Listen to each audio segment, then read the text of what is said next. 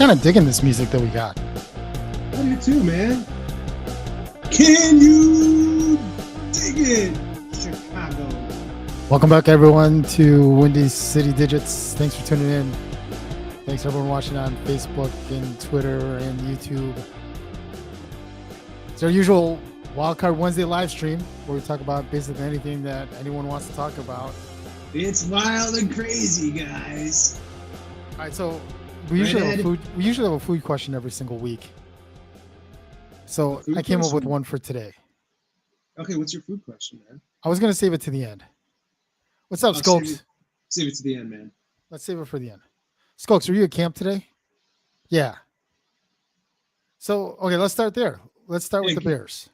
Let's start at the Bears. Okay, so I watched a little bit of Eberflus's press conference today. And that's cool. What'd you find out? He's really good in front of the press. Like he's very even keel. Yo, Jeffrey. Right? Jeffrey, what's going on, man? Thanks for checking in. He's very even keel. And he really presents himself really well. A couple of things I thought he said that was interesting today was, there was a question about whether they're going to practice in pads in the next couple of days. And he was like, well, this is what our plan was, like plaid, shells, pads. And then he's like, well, let's wait and see how we are injury wise, but we might change it up. So it wasn't like he was trying to hide anything, but he was willing to admit like, hey, change the plan up depending on how everyone's health is. Yeah. But a couple of things I thought was interesting today, because someone did ask about what's up, Crowley. Someone asked about Tevin Jenkins, and you and I were talking offline about Tevin Jenkins, right? And what a crazy story about Tevin Jenkins, man. Yeah, he basically said that Jenkins is still hurt and that he's out with injury, but everything else you read on is that they're basically just trying to trade him. It basically sounds like they're trying to keep him off the field so that he doesn't get hurt.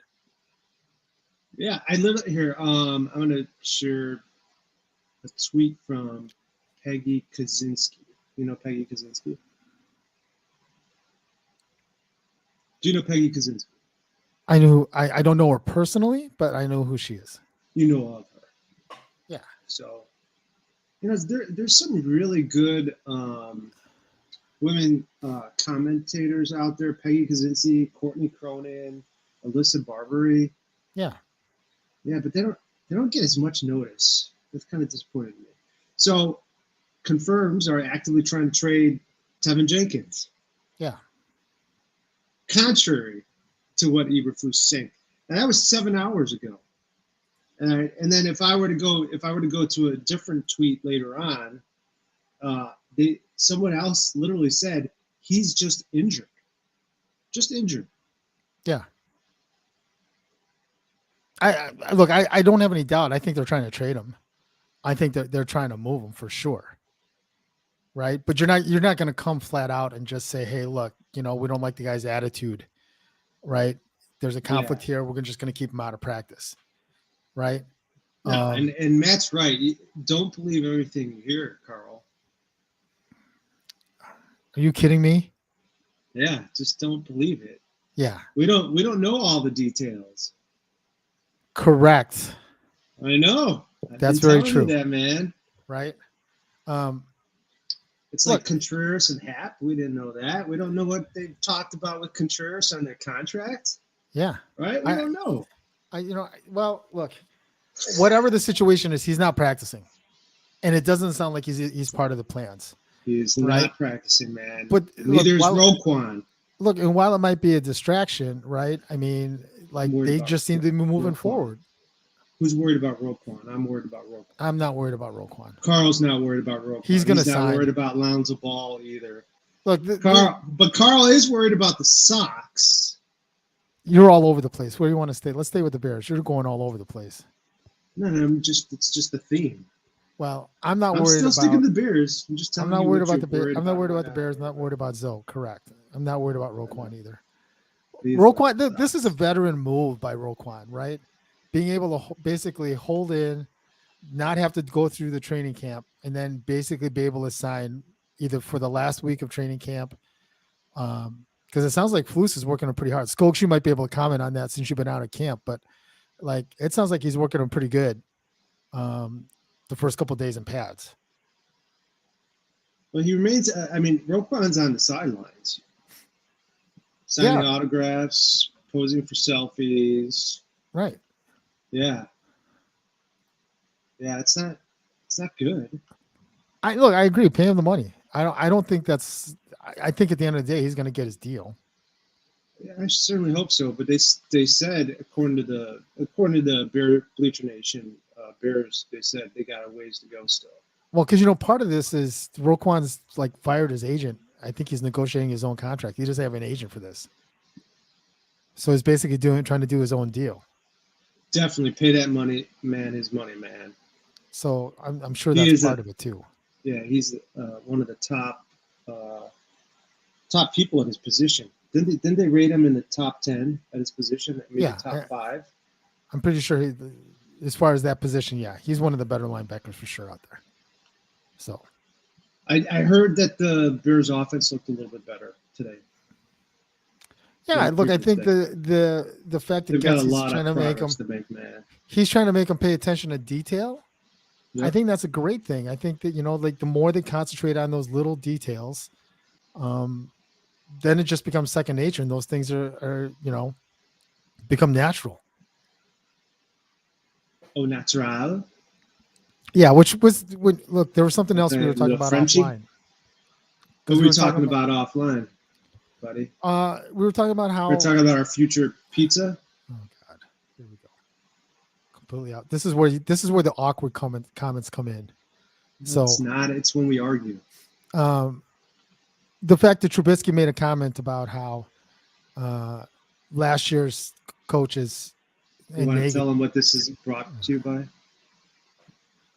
Brought to you by Gatorade Zero. Again, the awkward comments. This is where everyone makes the awkward comments. The fact that Trubisky kept talking about last year's coaches or Nagy, basically what he learned in Buffalo was that they let Josh Allen play his game, and in Chicago they didn't let him play to his strengths. They just basically said, here's the plays you're going to run. You are absolutely killing me right now. You're killing me, Smalls. It's great analysis. I like it.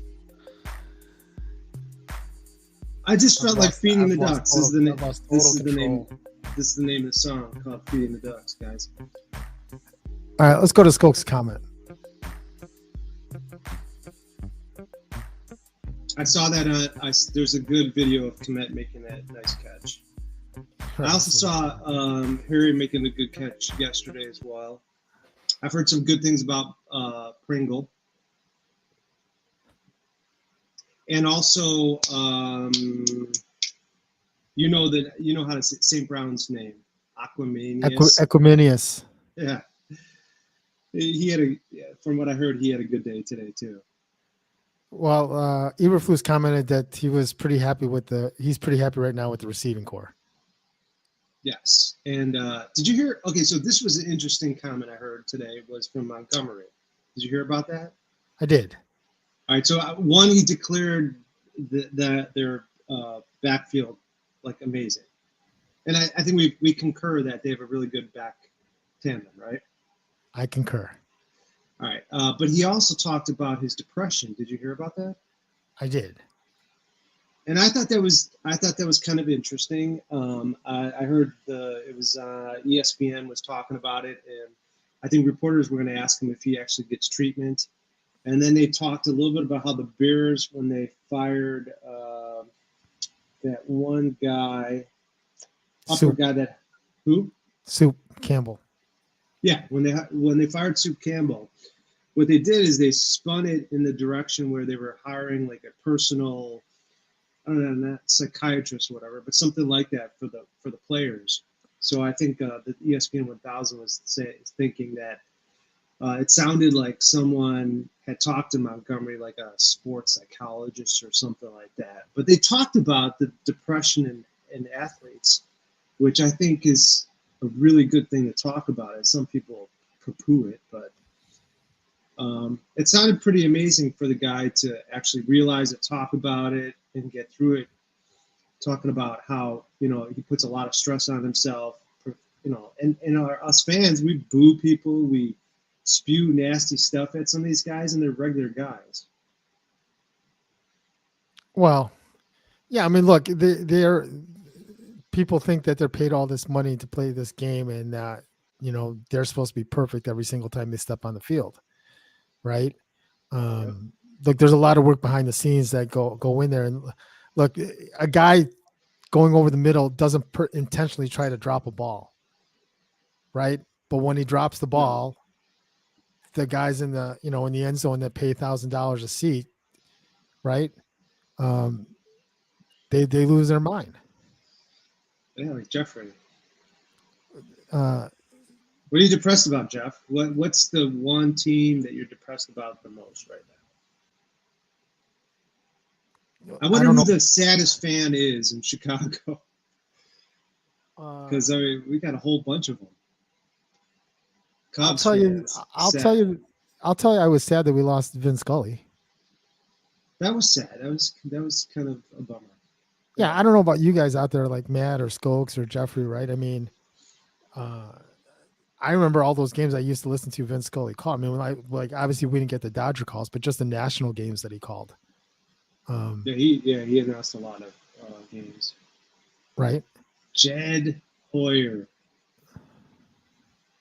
You had something to say about Jed Hoyer, didn't you? All I said, well, no, actually, right now I'm okay with Jed. I'm okay at the moment. If they sign Wilson, and they work out something with Hap, or maybe they move him and they get someone more quality in the outfield that's got a bigger bat, I'll be happy with Jed. I'm sure Jed will be happy to know that. But Jed is going on the radio to talk about the trade deadline. I'm not dissatisfied with the trade deadline completely. I think they could have got rid of a few guys. Oh yeah, Matt talked about this.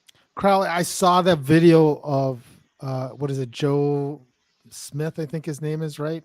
And I apologize if I got the name wrong.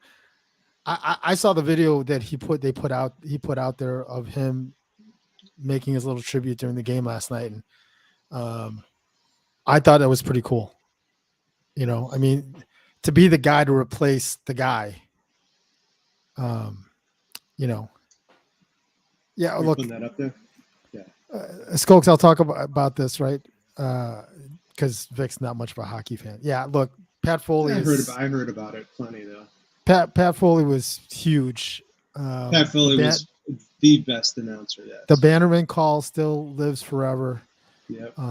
And him and Olchek calling those playoff games during that run was pretty amazing. So, you know what? It's weird. The Blackhawks, and I hate to say this, I forget the history of the Blackhawks a little bit, but when the Blackhawks, when the older guy died, help me out. Bill Wirtz. When he died and Rocky came in, they changed that culture dramatically. Like It was like night and day. I mean, it took, we were able to watch games and stuff. And it was the same thing with the Ricketts. The Ricketts got a hold of Wrigley. I think we were all excited about the money he was throwing in, his desire to win. And both organizations right now have just like totally flipped in terms of being disappointments again. But for different reasons. For different reasons, yes, I agree. I mean, the Blackhawks, it's a lot of this about the scandal. Correct. Yeah. Cubs, it's just, they've got the money and they're not spending it. Differences. Yeah. So look, while we're talking about the commentators, right? I mean, like I said, Vince Scully was big time, as far as my part growing up, listening to those calls like that call of Kirk Gibson in the World Series. Would you say that's your most favorite home run of all time, or up there? That's got to be up there. That and the Kirby Puckett. Yeah, Kirby Puckett was pretty sweet too. That Minnesota team. I remember Joe Carter's home run, man. Joe Carter's home run was huge. He was a So terrible commentator, by the way. But what about Konerko's home run? look, Konerko's home run is going to live forever for White Sox. But like that, we almost lost that game. I know, but that was And amazing. it took, and it kind of got overshadowed a little bit because Pasetnik hit the game-winning home run. That's true too. That was pretty awesome too. There have been some amazing home runs. Montero's grand slam against the Dodgers was just electrifying, man. There was a Sosa home run in the playoffs that was amazing. Those are Cubs home runs.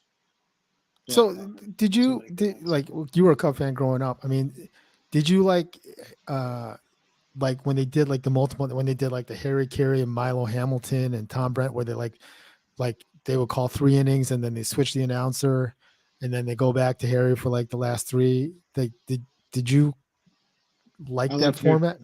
I don't know. I liked Harry Carey and Steve Stone. Those were my main 2 guys. I loved them as announcers. They were my favorites. Out of all the Chicago sports ones, like you ever listened to? Mm-hmm. Yeah, those are my 2 favorites. I think Jimmy Steve Stone. I think Steve Stone's an amazing analyst, honestly. And Harry Carey just brought Harry Carey. Yeah, this is the first time you agreed with me. This doesn't happen very often, people. So let's go ahead and put that on the screen. And Harry Carey was just a personality, man. I mean, just a regular guy. He would probably be like me, going out there, bluthering with a Bud Light in my hand. Did you drink Budweiser because of Harry Carey? No. A lot of Cubs fans, if you're a true Cubs fan, you would go to a Cubs game and drink Old Style. Old Style. Yeah. Maybe Bud back in the early 80s, but it became an Old Style. See, Jeffrey liked that format, right? Oh, and Ron Santo, dude. Yeah. Ron Santo was the best. Like, I could listen to him all day. Yeah. He was just passionate. It's just awesome to have someone in the booth that's passionate about your team, no matter how sucky they are. I mean, look, on both sides of town right now, they have really good radio.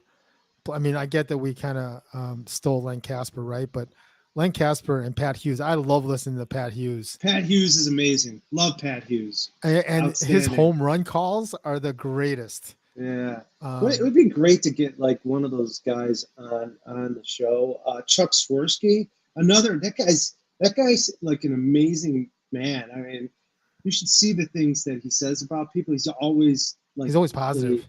Always positive. And he looks so super excited to be at it. He looks like a Muppet, honestly.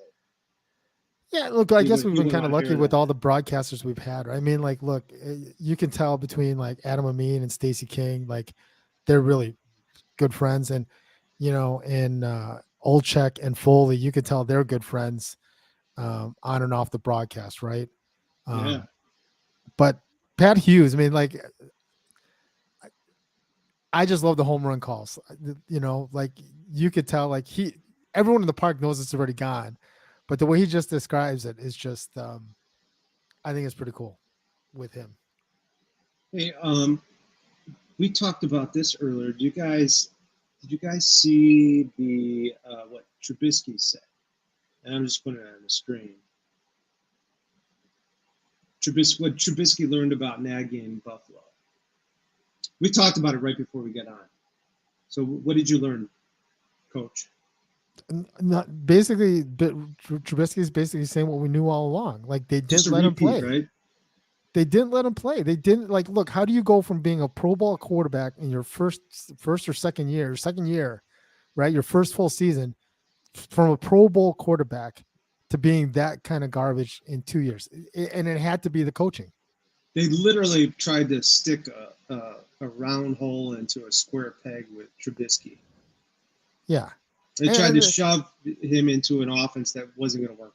I don't know if it was just because he started to get hurt and that they didn't want him to run anymore or whatever the case was, right? But like he was dynamic as a runner and a guy that kind of freelanced a little bit outside, and he has the arm. I just don't know why they just didn't let him play. Okay, so obviously, if that was the case with Mitch, it transferred over to Fields last year, and even though we were disappointed in Fields' progress, most fans have got to realize that he had horrible coaching and probably the same kind of thing that was happening. to Trubisky happened to Fields. Yeah. Yeah. Nagy was the first. There's some look. I'll agree with that a little bit. He wasn't worth a second round overall pick, but I think I as a agree with quarterback, that. yeah, that part I Yes, kind of agree absolutely. with, right? I 1,000% agree with Like that. I think had we waited and stayed where we were at, and we still could have gotten Trubisky, then I think it's a whole different story, right? Yeah, Nagy's the worst. Simple as that. I'll agree with that. So you think Roquan's going to get signed? So that's great. I think Roquan's going to get signed. I think he's going to sign right before the season starts. And you heard Eberflus saying that starters are going to play a huge chunk of the preseason opener. Yeah, you know what's interesting now, right? Because it's only 3 preseason games now, right? Yeah, they really need to get them up and running. Yeah. And before you kind of knew the format when it was the 4 games, right? They play a quarter in the first game, they play a half in the second game.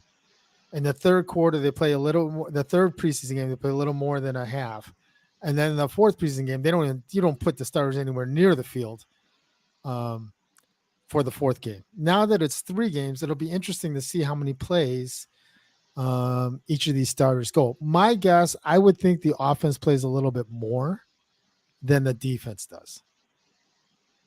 I don't know what you guys think. Let me know what you guys think, but I think just because you want to get the timing down with the offense and you want to run a whole variety of different kinds of plays and see some guys at some different spots, I would think the offense would play a little bit more than the defense, because the defense sounds like they're right where they need to be. They sound to be pretty pleased with the way the defense is playing. Now, it sounds like they're pretty enamored with what I miss. I'm Sweep the leg. Sweep the leg. What you talking about, buddy? The comment that Jeffrey made. I am searching for the Bulls practicing out in LA. Yeah, Skokes, you've been out there at camp, right? It sounds like guys are starting to kind of settle into roles and like Braxton. Yeah, well, I'm talking about specifically like the receiving core, right? I think the positive thing you hear out of the receiving core right now is that it's not just one guy. Like you're hearing Daz Newsome is having a pretty good camp. Keneal Harry seemed to have a pretty good day today, right? Cole Kmet seems to be doing pretty well in camp. Mm-hmm. Right? The rookie, Velus Jones, sounds like, he's doing pretty well as far as his progress, right? Yeah. So that's a positive because it sounds like they're spreading the ball around. If you can spread that ball around, that's just going to open up Mooney and Kmet and Velus Jones and some of these guys even more. Yep. And it sounds like, from what I've heard, that a lot of teams might try and put more pressure on Mooney, which would create other opportunities for some of these other receivers. Well, yeah, because we've talked about this before. Mooney is going to be the guy they focus on. Yeah, but I did hear I think is it Braxton Jr. It sounds like Jones. Braxton Jones. It sounds like he is right now a favorite to be on the left side of the line, and Reed on the right side.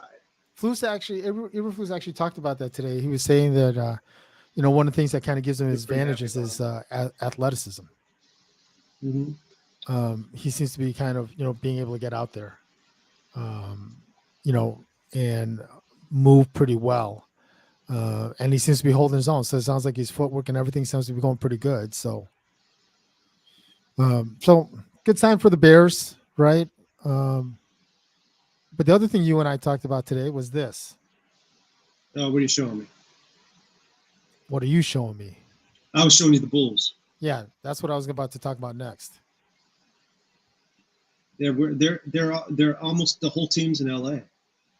Yeah, the only guy that sounds like that's not there is Drummond and Zoe. Yeah, Alonzo and Drummond's not there because it sounds like Zoe's in Italy, which is why he's not there. Yeah, okay. Zoe's in Italy, and I don't. Yeah, go ahead. I don't know where Drummond is, but I didn't see Dragic in any of these these highlights, right? But the other thing I thought that was pretty No, cool, he's like not out there. the gym looks a little small, right? I mean, as far as compared to normal NBA court, but the cool thing is that they're all wearing red and black. Isn't Maybe that it's a little cool? detail, but they're all wearing red and black. Yeah, but their main guys are there, which Yeah. is that's impressive, man. I think they have at least 12 players there in LA, and Billy Donovan is there. So a team that comes together, man, can do some amazing things, despite what we think of the team and their injuries. Yeah. They are putting a Ferrari in his knee, man. I hope so too. I hope he's there for some kind of like, I don't know, Lamborghini. weird European knee treatment or something to kind of get that knee back into Yeah. shape, right? Um, Hey, what about so the? like, does this Yeah. like give you, I don't know, does this change anything for you as far as like the Bulls or like your outlook or level of excitement, or does this change anything as far as what you think about them? Well, it just kind of adds to what AK was saying about trying to keep the team together.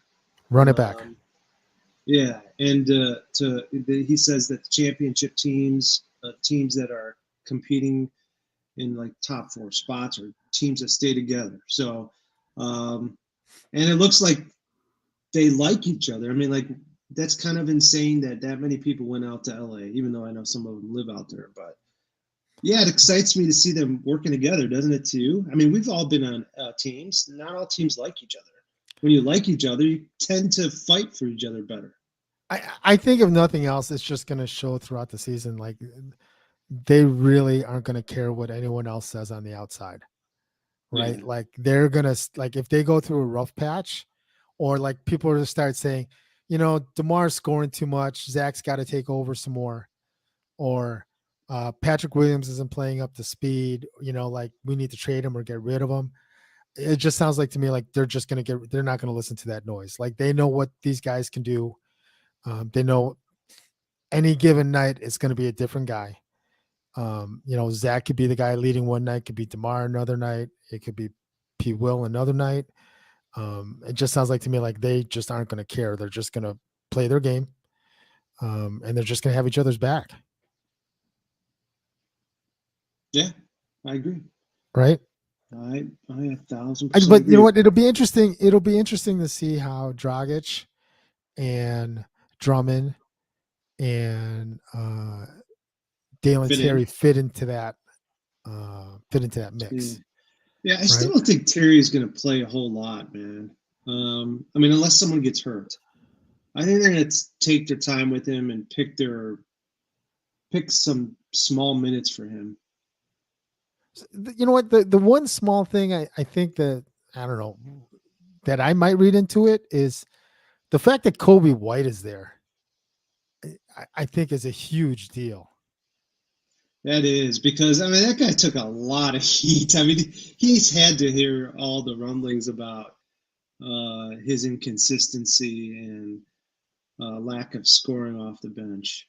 Okay, so I'm probably going to get called out on this one a little bit, but I'll go there anyway, right? I mean, like, you and I hang out quite a bit, but there's times where we'll be like, hey, let's go grab something to eat, but we're not going to call so-and-so to go hang out with us. Right. And it could have been that type of situation right now with Kobe White. Like you easily could have said, you know what, let's not call Kobe. Right. Yeah. But he was there in the summer league. When those guys showed up, he was there hanging out with those guys. Right. And they call him in. The other guy, like, it's interesting that's missing is Marco Simonovic. Yeah. Yeah. I would, you know what? I don't. If he's on the Bulls, I mean, based off of the preseason, I mean, like I was up and down with him during the preseason, so I'm not sure. I'm not sure he's in their future. I don't know. I mean, he's signed for like sure. what, another 2 years, I think. We'd have to look that up. I did not know that, honestly. Yeah, I think he's on. I think he's under contract for at least another 2 years. So, Huh. but yeah, look, overall, it's a good thing, right? I mean, it's exciting to see those guys. Like about a month from now, they'll be. I think it's a little bit over a month. They'll be reporting for camp. It's a short season again, but All right, what do you see here, buddy? Let me blow this up a little bit. my White Sox are starting to hit. Is that what it is? It's just they're starting to hit. Yeah, Eloy Jimenez was like 6 for Oh, he's 7 over the hot. last 2 days. I know that dude's hot. Vaughn's back over 300. Abreu's right at 300. They're only 2 games out of first place, And only the 2 schedule, games over the schedule's 500. in our favor this week. We go to Texas. Minnesota's playing a tough team this weekend. I can't remember who it is. I got to look that I up. am not going to lie though; they are 7-3 in their last 10 games, which is right up there with all the top teams since the All-Star break. Just got to win series. As much as I'd like to sweep these series. Yeah, me too. But the other positive thing was the fact that the last 3 days, we got a good outing out of Kopech, gave up less than 2 runs. And Giolito gave up 2 runs, and Lance Lynn gave up not Yep. that many, right? Yeah, if their starting pitching can keep that up regularly, they're going to end up overtaking Minnesota. Yeah, somebody wake up Tony. He's missing some good baseball right now. Right? But why are the Sox so much better on the road? Why do you think that is? I think they just put too much pressure on themselves at home. They've got the best record on the road in their division. Yeah, I don't know why we can't hit. And it's a hitter's park as far as home runs, and we just haven't been able to hit. I don't know if it's because of injuries. I don't know if it's because of the lineup we put together. I'm not exactly sure. Right. But we're starting to hit the ball. That's all I know. It's like we're hitting it at the right time. And I think we're only 2.5 out of the wild card too. It's 2. Okay, 2. Yeah, but there's the schedule's in our favor this week because we play Texas at Texas. Cleveland has the Astros at home, and the Twins have the Blue Jays at home. So the schedule's in our favor over the next 4 games. Absolutely. So we'll wait and see. I'm hopeful that tomorrow, hopefully we'll get another game tomorrow and get within a game. So hey, the Cubs are only 14 games out of the wild card, man.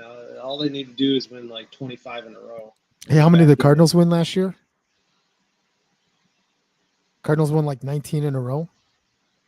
It was something like that, yeah. You really never know. The Cubs aren't going to win that like that at all. They've lost the last 3. Jeffrey, I don't know if you were with us last night. We talked about this a little bit yesterday because we played that clip of Rick Hahn yesterday. And my thought on the whole thing was the fact that who do you give up, right? I mean, Vic was talking about getting another outfielder. Our outfield is stacked right now. Like there's no place in the outfield. Maybe second base, but Harrison's starting to play well and he's starting to hit the ball. So maybe another relief pitcher, maybe another lefty. I don't know. But Bummer's coming back at the start of September. We picked up Diekman, who's had a great outing yesterday. Yeah, he's looking pretty good. So I don't know who we could have picked up and where we would have put him. Now, the other thing we didn't talk about yesterday is that it was reported that the Sox did make an offer for Shohei Ohtani. That was just a BS thing, man. That is. What did we talk about at the beginning of the show? You don't know. You don't know what happened. You don't know what happened in those conversations. How can you just poo-poo the thing? Because that's what most people said. If you listen to the sports announcers, they said, yeah, that was just, they checked in. They checked in with the Angels. Probably just like we made a call on Kevin Durant. Probably like every single other, yeah, exactly. Right? Just like we made a call there. Yep, same thing, man. All right, so I'm surprised Hahn didn't make a move. I'm disappointed that Hahn didn't make a move. What it is? What's Yeah, the Hahn saying? Like should have made a move, man. some of the best trades you make are the ones you never execute, or something along that line. Sometimes, yeah, but the Sox are just not good enough. They're not good enough to win a championship. I disagree. Sorry, they're not. Not the way they've been playing the last year. Listen, if they pick it up and the pitching comes around, which it looks like it's starting to right now, based on the last, like I said, the last 3 days, were pretty good, and now you got Cueto and you got Cease over the next 2 days, which bodes well. And if those 3 other guys, if Kopech and Giolito and Lynn can basically hold it to like 3 runs, we're in good shape. I'll take my chances. Yeah, I mean, of course, it's great to get in the playoffs. I wouldn't consider them one of the championship contenders. Even if they make it to the playoffs, I don't think their likelihood of them making a championship run is slim. Okay. Well, all right. So at the beginning of the stream, I talked about a food question we usually bring up. Okay. So the food question I'm bringing up tonight. I'm excited. Okay. What's the best side for a burger? Is it fries? Is it onion rings? Is it tater tots? Is it mozzarella sticks? Mozzarella sticks? No. How about mozzarella sticks on a burger? I've never had mozzarella sticks on a burger, man. Mozzarella cheese on a burger? Yeah. Okay. I've had a lot of different cheeses on a burger, man. What do you say? Bear. Good answer, Jeffrey. What kind of beer, Jeff? What are you drinking? I'm gonna go with onion rings. I love onion rings. Okay, so if I'm eating onion rings, I also want some fries. So I would want a combo. I want regular. Both. Oh, here we go. I thought you were freezing. I've had mozzarella sticks before with a burger. Oh, Labatt's, really? Labatt's. That's like, you know what? I don't think I've ever had a Labatt's. I've had PBR. Is that similar to PBR, Jeff? Is that the one that looks? What's the one that they call like? Is that Foster's? That's like an oil can. There's a big gigantic can. Can you speak Australian? Curly fries. Curly fry. Love curly fries. Arby's curly fries are the best. Checkers were good too. But Checkers were the best. The seasoned fries at Checkers. Oh, they're phenomenal. You know what I like actually are I like fries. It's got to be the right kind of fries, but the chips. You know, some places will have the oval potato chips. Chips. Those are great. Chips, man.